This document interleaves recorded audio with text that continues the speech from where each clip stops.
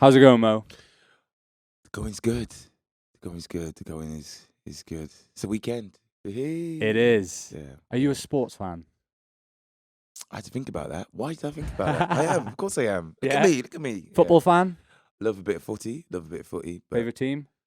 I don't know if I can mention it now because they're having a hard time. Oh, please tell me it's Arsenal. Yeah, it's Arsenal. Yeah. So usually I feel your pain in these current years, but today is a good day because Ronaldo's back and I'm a Man United fan. So I am absolutely buzzing for today. I'm definitely streaming the 3 p.m. game on some dodgy stream where I have to X out of all the bad things so I don't see them. But yeah, I'm streaming that game. Can't wait to see Ronaldo in the shit again. Yeah, I suppose. I think everybody, the whole world's waiting for that moment. Yeah, man. It's we've all got memories of Ronaldo tearing it up last time on the last occasions. Yeah. But he's a bit older now, so We'll see. wishful thinking there. I can Ronaldo of old, is it, Nath? I think he's gone now. Ah, mate, we shouldn't get into it because I could spend hours. Oh, okay. Do you have a favorite Arsenal fan? Arsenal player, sorry. Present day or Pat? It's got to be it's Pat. gonna be past, is it? He comes from Senegal. He plays for Arsenal. Pat Vieira. Dum, dum, dum. Pat Vieira. Yeah. I love Pat Vieira. Yeah. Nice. Yeah, centre midfielder as well. I was so my heyday. So, Nice. He's a man very close to my heart. Nice, man. I just for the haircut, Freddie Ljungberg was my favorite. I reckon he had all those. He reminded me of like a David Beckham wannabe, sort of like I think he had a pink mohawk at one point. He did. Yeah. He was a bit of a model as well, and he Ljungberg and his pants. My Calvin mum probably Kleins and all that. fancied him. Yeah, all that. My mum fancied David Ginola, who I think played for Tottenham. So David Ginola. Yeah. Yes, Vavavoom. What didn't know? Not Vavavoom. That's Henri. He had the Head and Shoulders advert. That's it. Ginola. Mm. And he had that lovely hair. He was like all that stuff. It's good, man. It's good. We'll continue with some random questions if that's cool to get us started. Yeah. Quick fire. No pressure. Hit me. Favorite genre of music? Oh, why you doing me like? Don't do me like this. Or Nate. favorite artist? Like it can be someone in your top 5. You know, like growing up, my household would listen to like a range of music from hip hop, R&B to rock, Aerosmith, Guns N' Roses, Meatloaf. I would do anything for love. Thank you, Nate. Thank you, Nate. So yeah, the spectrum is quite wide. Love Kings of Leon. Yeah, man. Oof, Maroon 5. Like, so I ain't playing this game. I appreciate music in a crazy way, and it's funny actually. Like in this day and age, like either or either. What is it? Which one? Yeah. Mate, leave me alone. Not you, Nate. Yeah. But just in general, I'm like, I celebrate a lot of music and That's stuff, it, and man. I've got a really wide palette, and like music is like I was listening to your stuff the other day, and I'm rocking out and stuff. and I noticed the venue you were using as well, because I've been used that venue. Yeah. Your last track. Yeah. I love the Oh venue. yeah, Temple of Peace. Temple of Peace. Yeah. I was like, I know that building. It's beautiful. Beautiful. Yeah. Beautiful. Yeah. Fun story on that. We set the fire alarm off, which triggers the entire university, and we didn't know. So yeah, fun fact on that video shoot. Favorite food? Oh, simple, man. I like, actually, to be honest, I was talking about muscles last night Okay. randomly, yeah. Like the And, food or your The muscles? food. No, not my little muscles. Yeah. The food, and I love seafood. Really like. Man. I'm a believer in seafood. Love a bit of prawn, bit of mussels, all that type of stuff. So I'm gonna go seafood. Sushi? It's alright, sushi. You hate it? No, it's alright. Oh. I like my things fried, cooked. Yeah. That's my only thing. Like I don't mind sushi, Yeah. but when I have it and it's not cooked in that, it feels like fuel. It's just like, just take this down. I can't really Enjoy it and Yeah, it's not really like, Like, it's more like, get this down me. yeah, mate. You got more work to do. I love it. Favorite TV show? My show, X-Ray. Yes. X-Ray. That's right, baby. That's right. What? Get it Tell right. them when. Tell them where. And X-Ray where and when. 7:30 Mondays, BBC One, baby. It's coming back on. It's back on. X-Ray's on. Yes, mate. Come on. I The think in 2 Beeb. weeks. Gotta love the Beeb. Thank you. Who's your hero? Oh. Oh. What are you doing to me, Nath? What are you doing to It's me? a big one. Bloody hell. Oof. Oof. I don't know, man. Obviously, like, for me, like, really, really, obviously, there's a lot of great people that live at the moment and stuff. But I think, some of the legacies of the people gone past, people who really changed lives, and, they're the ones who I would say hero. Yeah, suppose so. Just people who stood up for what they believe in. I love a bit of that. That's all. That's really, really good. And there's so many different people like that in the pot. From these, so many. Yeah, Do you know what I mean? I mean, even like random people like Nipsey Hussle.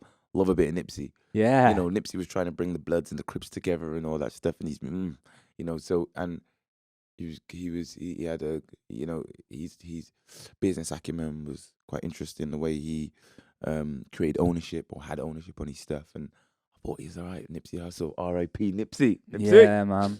We were on tour in LA, I guess like a year, maybe 2 after his passing. And we were looking for Buffalo Wild Wings. I don't know if you know what Buffalo Wild Wings is, but it's the best wing place in America. Okay. Oh, actually, Wingstop is up there as well. But anyway, I digress. We were in LA and we were looking for a Buffalo Wild Wings, and we must have rolled into where he lived.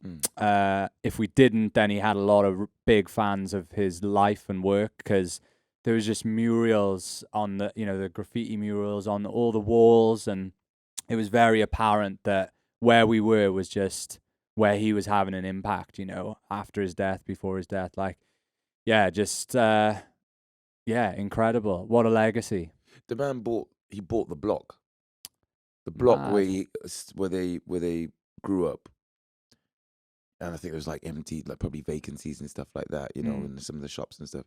He bought the block slowly but surely and stuff. So they had a car wash, they had different shops and stuff like that. Like, dang, he bought the block. Yeah, like, yeah. who does that? Yeah. Mad. That's some good stuff, Yeah, it's wicked. It's wicked. It's cool to hear. I love asking that question. Who's your hero? Who's inspiring you? What inspires you to leave that positive legacy? So tell us where it all started for you. Like, you're on our TV screens, but where did it all start? Where did that passion and drive for that line of work start? What did it look like growing up? Was that always your dream? Tell us a little bit about yourself, man. Yeah, I never thought I'd end up on TV. That's for sure.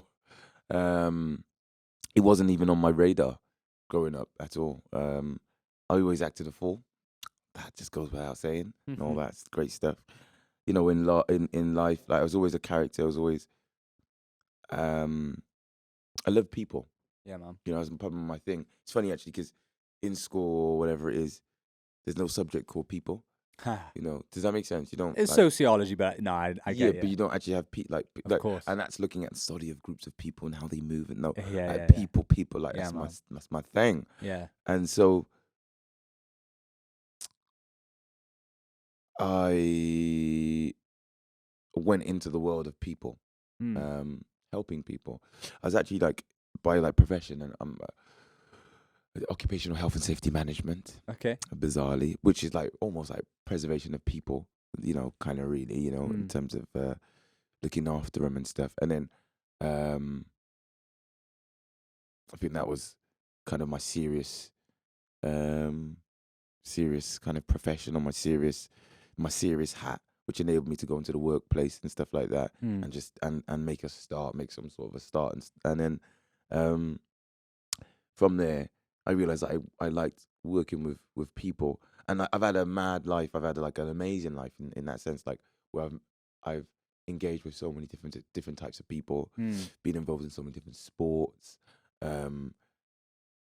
Feel really privileged in that sense, to have had like a rich personal life, you want to call it, Yeah, man. social, personal, that type of thing. So I was able to, I think I probably dedicated my life probably like 15 10 years actually, probably. Yeah, I'll make myself older than I am. 10 years or so, where I dedicated to to helping people. So I was working in a prison.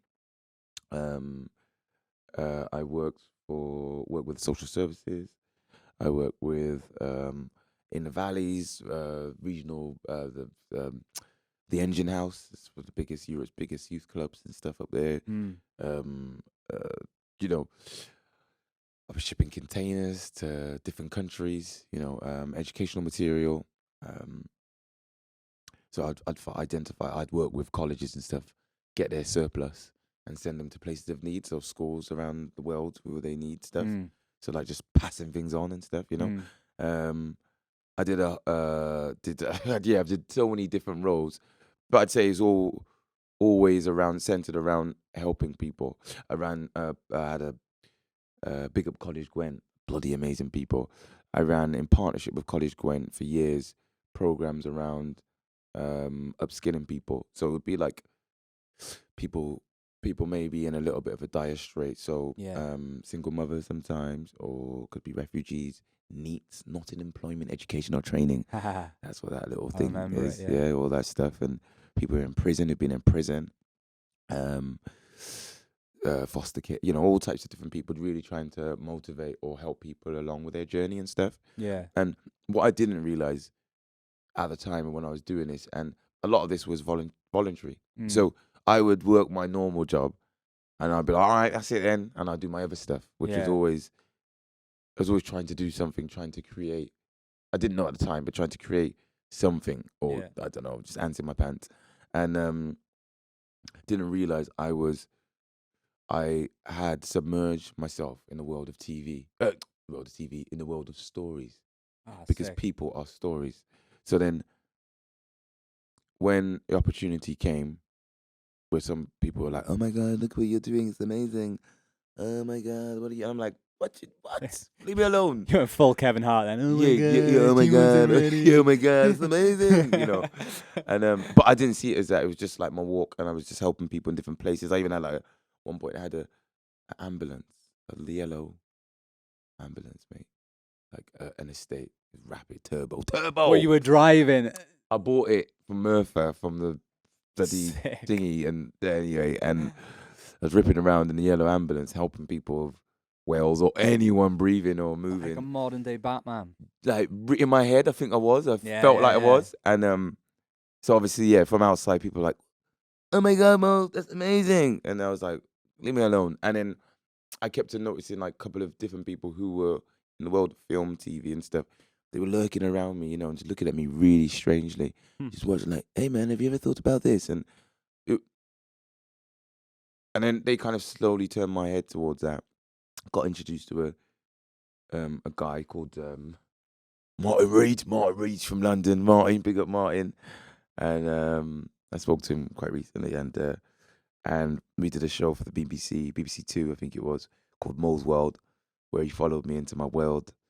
I was in the valley somewhere, maybe Chadiga by there. Wonderful world of Mo, and I think that was a good experience and stuff. And then I think it was a slow realization almost that I could do that thing, and I didn't have to be the zoo animal like the one on that lens. And I didn't need to, but I had something to add. I didn't know that straight away, but I started to when you're surrounded by certain people, you listen to what they're saying and you're having conversations, and you'll realize you've got something to add. Yeah, man. Maybe, and sometimes it's just about being exposed to people. Then you understand that, actually, I've got a natural disposition for that type of thing. Yeah, yeah. Didn't really, and it snowballed. And then it took some time for me to get confidence to think that, oh yeah, maybe this could be for me. And turn my full attention, because I was always had my fingers in different holes, always. And then I finally turned towards the TV world, or the storytelling world. Yeah, that's it, man. Because I seen that as like, I was going around helping people, ones or twos or whatever it is, or sometimes like groups and stuff. I realized like through this medium platform, I could help like loads of different people, Mm. like in a wider way. So I thought, oh, this is actually a better platform for you to use to try and inspire people and stuff, you know? Yeah, you went from helping the one to helping the Yeah. masses, which is, but with the same heart, the same passion. It's organic. You're not looking for the fame No. element. Yeah, that's sick. So that's a stark transition, going from helping people to still having the goal and the ambition and the view and the vision to help people, but through quite a daunting medium, which is the television. Were you like day one, were you confident, or was it like baptism by fire, jumping in at the deep end? How was that transition in your profession? It was funny, you know, because I was saying to a lot of people, I've actually said to some people that if I would have come in at 19, oh God, I'd be on terrible state now. Oh, Yeah, absolutely, man. yeah, terrible state. Because I wasn't rounded as a person. Yeah. I didn't know myself, didn't know bugger all, didn't know diddly squat really. And the fact that I came in having lived, I came in as a full person. I was already a full rounded person. I was comfortable in my own skin. Yeah. I was comfortable with everybody else's skin. I'm like, oh, Yeah. let me touch your skin. Yeah. You know, like literally, I'm just like, cool, like we can roll, we can collaborate, you know. So I was set in I understood the power of collaboration. Um, you know, I believed in it. I loved it. I love eating it. You know, I love working with people and that type of thing. So, of course, is you have the thoughts that I had weren't around myself so much. Well, they were actually, that's a lie. It's more like, you know, are you sure? Yeah. Are you sure you're meant to be here? You know, it's almost that you kind of need a, yes, Mo. Yes, yes, yes. Oh, yeah, yeah. You know, I needed quite a lot of that in my own little ways, you know, and it come through different means and stuff, you know, of affirmations too, because obviously I didn't come the traditional route. Yeah. I didn't have all the formal training and stuff like that. I'm getting some of that formal training right now, actually. Or I've had some, for instance, this year and stuff. Um, you know, and yeah, it was you know, like anything. And I think in many ways, having that is really good because it's a level of humility, Mm. you know, to be like, yeah, I'm all that and a bag of chips Mm. is not a place of growth, you Mm. know. And either way, if I even, you know, I still have a lot to learn. Mm. So yeah, so just go in humble. I'm comfortable with my own skin, comfortable with everybody else. Let's do Yeah. this. So good. I love a couple of things you said there. I want to get back to imposter syndrome in a minute because that whole patting yourself on the head, reminding you, yes, you're meant to be here. I forget the first point I was going to make, so we're going to go to imposter syndrome right now because I feel that too in music. Like I started playing drums later in the day, and then you find yourself sat at a drum kit in the O2 Academy in London. I'm like, how? Like this. I shouldn't be here. The drummer playing before and after me is so much better than I am. I'm like, what am I doing? Even sat here today doing this podcast. Wake up, smile on my face, make my coffee, get in the car, and I'm like, sick. I'm gonna make a podcast, like, and that's what I get to do today. This is amazing. But some days I sit at my desk just beating myself up, like, I don't deserve to be here. How am I here? Like, how did you overcome that? Like those thoughts of like that patting yourself on the head. No, you do have something to add. There is value in you being here. You're adding a different thing to everyone else. That's like, how did you overcome those thoughts, and what was that pep talk when you were patting yourself on the head? Blimey. I would say like I'm still overcoming it. I feel it's like a lifelong journey. Um, and like element of that is okay. Like element of those questions asking yourself is okay because it might keep your feet on the ground. But at the same time, it's like being wholly accepting of myself, Mm. warts and all. Yeah, man. I spend a lot of time getting my mind right every day. You know, during the days, um, to ensure I'm you know, we're ever growing. Mm. You know, once I remind myself and I get myself. That's what I do. I do affirmations, Yeah, man. and the affirmations really are to remind myself not to get pulled in by my little whims, by these little thoughts and stuff like that. We all have them. We all, and to stay accepting, literally stay accepting of myself, embrace myself, and understand like I wouldn't be here if I wasn't meant to be here. Like yourself, like that's just a reality, And maybe sometimes maybe in those moments you might try and remember some of those conversations that you've had with other people who have said, "Mate, you're really good and you're so and so." Maybe it's those things that you just forget in the moment.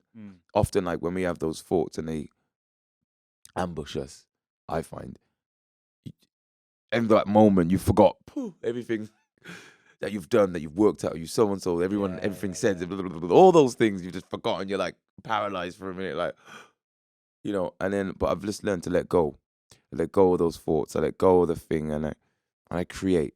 I create. I create. I collaborate. All the C's. Let me think of another C. One moment. Don't think too hard. Yeah. I know. I can't. My more. Yeah. Yeah. I feel like that's just my way. And one of the reasons why I feel like I have to get my thing in order, my stuff in order, because I feel like I'm also in a privileged position. Like yourself, we're in a privileged position to do a lot of what we love to do and what we're really passionate about, and which runs naturally through me. Yeah. So I have to embrace that, accept that, and like loads of people aren't able to do that type of thing. Yeah. That's also a reality. And also I know like a lot of people, you can bring hope to I can bring some hope, or have brought some hope to people, or people might see you in a position. So you better get your in order and keep yourself thingy. You keep yourself aligned and so and so. For the people, it's like maybe that weight of responsibility I help use to keep me steady, and to remind me of have a clean intention, pure energy, some Tesla business. Yeah, and yeah.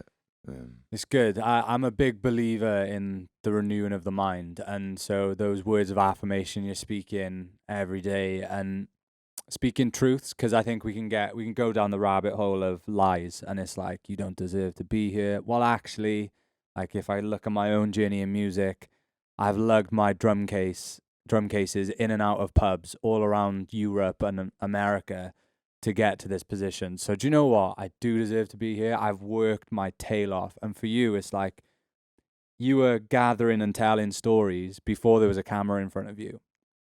100% you deserve to be there. And it's just reminding yourself of that in the morning or throughout the day, particularly after something I find. I get off stage and I either feel like a rock star, even if I played to no one, a rock star, or I feel like the worst musician in the world. There's rarely a middle ground. So it's like, okay, after that moment's over of filming, recording, playing live, doing what we do, it's like, oh, I really need to remind myself, like, it's okay. Like, I'm good. I'm here. I'm thankful that I'm here. Gratitude's another thing. Like, being thankful just reminds you so much. The other thing I loved in your journey is I love that you appreciate that you've got to this position a little bit later in life. Because it took me a long time in my journey to be like, oh, I wish I was on the tour bus at age 18. And then you get to 21. I wish I was on the tour bus now, 25. I really need to get on the tour bus now. Now I'm 30. And it's like, actually, I'm really glad that I'm a bit older, a bit wiser, got a foundation of an amazing wife, amazing family. Like, these things are good. And I'm not going to get distracted now. Like, I've got the foundation. Did you have a journey with that process? Like, were you instantly thankful, or was that a process to get thankful for being a bit older when you get to this point? I think many years way before this, you go through points in my life. Like my father died, I had a brother who died, my best friend died, lots of deaths and all that. And you go through a dark place. And in that dark place is where the growth takes place. Come on. Pressure makes diamonds. And in that space, I learned the power of appreciation. Uh, I learned the power of looking at what I do have Yeah. rather than what I don't have, which is always a thing. Oh, I don't have this. Oh, I don't have that. All that stuff. Mm. But then actually, like, there's so much that I do have, and then I've just made sure I brought that texture with me, and I don't know why I call it texture. I'm not too sure. 'Cause I it's not get a it bit of though. texture. I get it. It's a way of looking at the world. Yeah.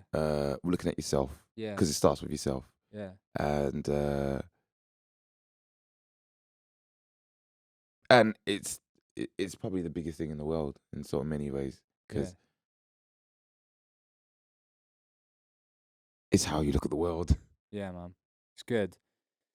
I think we get trapped in a trial, and it's like just desperate to get out of the valley and onto the mountaintop again. But as you said, it's in those trials and tribulations that the diamonds are made. And it's so corny, in it. Like, you could slap that on a bumper sticker and be great. But it's the truth. Like, the biggest trials I faced in life, or the biggest resistance, or whatever it may be, has shaped me, thankfully, in a positive way. Because I think if you allow yourself to go through the trial and have some really good foundational things like renewing your mind with affirmations and exercise and family, friends, if you don't isolate yourself, and if you don't, just go through an isolation period when you're in a trial, if you pull resources around you, if you dig deep and focus and really try and walk through those trenches, when you do come out the other side, you're like, oh wow, like I've got this scar that hurts, but here I am, and I've learned a lot, and that trial has actually made me a much better man, a much better person. But I think you have to pull those resources and have those foundations, and don't isolate yourself, and if you can go through that process, it's much better to go through that process when you're out of the limelight, Oh, 100%. because in the limelight, Oof, dealing with those it's things, quite heavy. yeah, But yeah, definitely. And it's funny actually, because I've been listening to been inspired by a gentleman called Dr. Gabor Mate recently. He specializes in the world of trauma, yeah, man, and the journey. I felt like my journey was a journey of as it always is, as everyone's is self discovery. You know, self to understanding yourself, understanding why you do certain things, why you respond a certain way. Then also looking at how do you want to respond, how do you want to be in the world, that's good. which is really important because it lifts you out. It's like, cool, all right, then reflect on myself. Great, great, great. What do I want to be like? And then you have something to lead to go towards. But like, I realized like, we all have trauma. We've all had trauma. No one's had a perfect upbringing, a perfect whatever, everything perfect and stuff like that. And I felt like the man in the mirror. The earlier you can do it, the better. As you get older, you're like, oh, I don't want to look in there. So the earlier you can do it, you will have to. The world will force you to look at yourself, or can, but you can deny it to your last day and just be a right old whatever. But actually, to be at peace with yourself is to be able to see yourself properly, Yeah, to see who you are, warts and all. yeah, And there is, and actually, I would actually go as far as to say, like, don't quote me, but some of these tribulations, they're a blessing, really, yeah, in disguise. Because you need to know what you don't like to know what you do like. Sometimes you need to go to that place to see what that's like. You're like, oh, I ain't staying here. And then get to the light, to get to that good place, that place where you do feel comfortable. So I feel like almost not, yeah, like almost like good can't exist without bad. I don't know. But, you kind of need all these experiences, if we see them in the right way, they're actually to shape us. And I was saying, like, for instance, because I did work a hell of a lot around mental health a hell of a lot around mental health. I was talking to my friend, and it's funny actually because he went through some really bad situations with his family growing up and stuff like that, and really touched him and stuff. And one of the things, one thing was clear was like, mate, you are now in the best position to help people who are in a Yeah. similar position to you. These situations, if we use them, if we grow from it, and actually, and we're not accepting it as right, we're like, that is wrong and that's wrong, and I ain't gonna let it affect me. That has affected me in some ways, but I'm gonna address that, and I'm gonna be a advocate for others around the world, wherever you may be, in preventing that particular thing. So actually, like, all our situations can allow us to be, does that make sense? It can make us. 100%. I was parked out. I pulled up to our studio the other day, and there was a guy like throwing stones at the floor in the car park and like cursing the sky. I was like, that's unique on a Tuesday morning. So I went up to him. We had a chat. He came up and had a coffee. And he was basically like cursing the sky because he was like, why, and if there's a God, why wouldn't he heal my mental health? I'm like, I haven't got the answer for that. But like you said, that trauma that happened to you is not okay. And that I'm not going to give you an explanation as to why you have to wrestle with that trauma or why it happened to you. But what you can do is you can take that trauma and you can turn it around and you can use it for good. And I just gave him some simple steps that have helped me through tough seasons of life, like journaling. Something that's really powerful that I found in my life is you can't always win an argument unless you're just writing about it. You can win that argument. And so often we don't want to look back and address the tough seasons of our life. For me in my life, I'm like, oh yeah, it's all good. Like it's done, it's gone, it's all good, no worries. But inside, it's not. Like it's just not. There's something in you that knows that happened, and your body thinks it's still a threat. Whereas if you journal it and face it head on, and you write how much you hate it, and you write, you win the battle on paper, then it just calms you. It calms you. It literally takes your nervous system from a fight mode to a peaceful, restful mode. And it's so powerful. And then if you use tools like that, like exercise, music, whatever it may be to get you through that journey, that tough spot, you can then turn your trauma and that trial into something positive. And I think it's like if you can make it through, the impact that you can have on other people's lives is just incredible. So I challenge anyone going through something, like, you can get through it.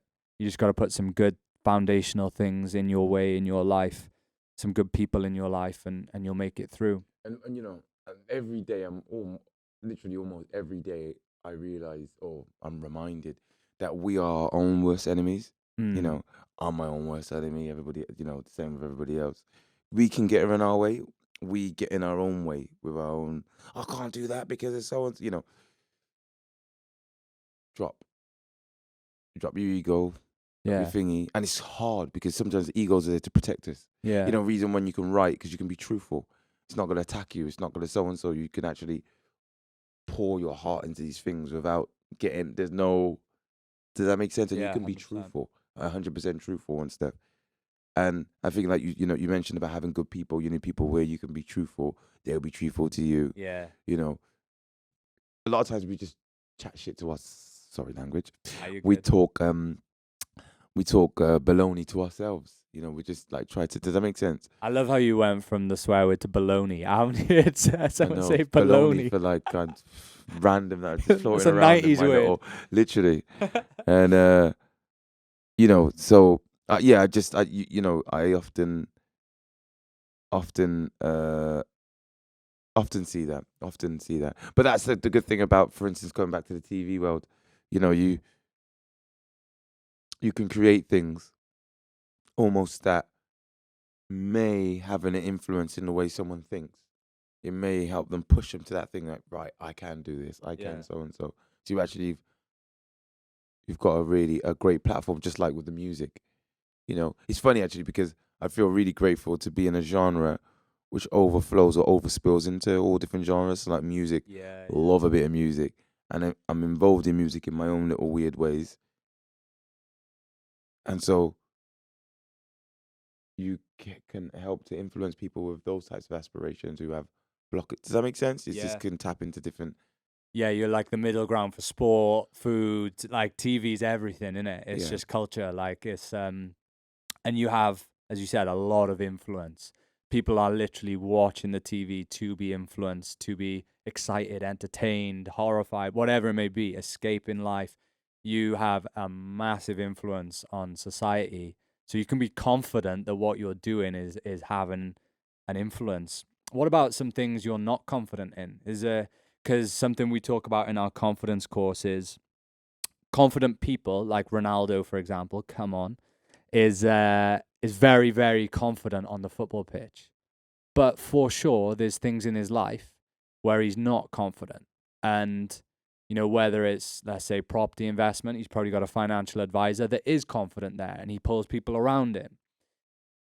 What are some areas you're not confident in? blimey, oh God. Sometimes I'm not that confident. Oh, gee. You know, obviously, you know, sometimes I have unconfident moments. People might not see it, but I have those, you know, those, like you said, you might have those times where, or I might have those times where I have these thoughts, you know, whatever that have gone through my head, and like I say, swab it away and all that stuff. I think, oh, actually, I know it. Oh, God, easy that was. But the thing is, see, I'm not confident in this, but I'm a willing student and I actively Come do on. it. So, like construction stuff, building stuff, I haven't got a I'm not gonna. I'm gonna change my words. I used to not have the foggiest. Nice. Now I've got more understanding. You know, I'm a lot of theory, emotional intelligence. Obviously, I'm really good. I've got a good broad general sense of understanding about different things, different topics. But sometimes like practical stuff, building a house, doing the groundwork, all that type of Yeah. really important stuff as well. You know, Yeah. lighting a fire. I was talking to my mate. I was like, mate, what would I do to rub these sticks together? You know, Yeah, yeah, yeah. like some of those basic life skills I haven't got, and I'm trying, but I haven't got, but I'm gonna get because Yeah. I'm actually actively going out, or when I'm with my friends or certain friends or whatever, we're trying to acquire that knowledge. Yeah, yeah, yeah. So I'm on it. So good. I love that you recognize that you're like, yeah, I'm not so great at that. But your mate teaching you to build fire, bring people around you. Like, I love being in a band because it's like, I am not a good songwriter. The boys are, and I do the business. And like, we just balance each other out. Same in relationships. And like, you're not, well, you might be, but probably not a great cameraman. But luckily, I'm definitely not. yeah, luckily the cameraman's got that 100%. covered. So, like, yeah, and that's the thing. I think like we can again get stuck in our own thoughts and be like, "Oh, I can't. I'm not good enough." Well, find someone that is and do what you're good at. Yeah. Like it's okay to not be confident in something. And in fact, it's more than okay because it's very humane Yeah. to not to be confident in everything because and who is that guy that's confident in everything? He's the one you don't want to be around. He's like, mate, just do my head in now. Yeah, yeah, You yeah. know, we've always no man and woman, get it? Woman. Anyway, is an island. You Yeah. know, we're all interconnected. So actually, like, it makes sense that we've all got something very individual and also something shared. Yeah. Bring them together. Yeah, man. You know. So good. So good. What about legacy? What's like when you've got grandkids one day or you know whatever when you're 70, 80 years old and you look back at your life, what's the one thing you're like, I want to leave that behind? What's the legacy of Mo? Wow. And you know, one thing I'm like, oh my God, look at that. That's a big one, isn't it? That's a big one. But at the same time, it's probably good to say and to be clear about a legacy and stuff like that. Um, in some respects. But I think I don't want to get too thingied on the detail of the legacy because I've learned that life goes in unusual, doesn't run in straight lines. Mm. you know. So the legacy will be, for sure, is someone who tried to touch people in a good way, you know. So That's for sure. How it looks, how I do it, how all the different things, I'm not 100% totally sure. I know what some of it's looked like up till now, but how the rest is gonna look, I don't know. But it's in that sphere of touching people in an amazing way, you know, being authentic, being true, being real, being different. You know, sometimes we're scared to be different, and I'm trying to embrace my uniqueness as, you know, type of scenario.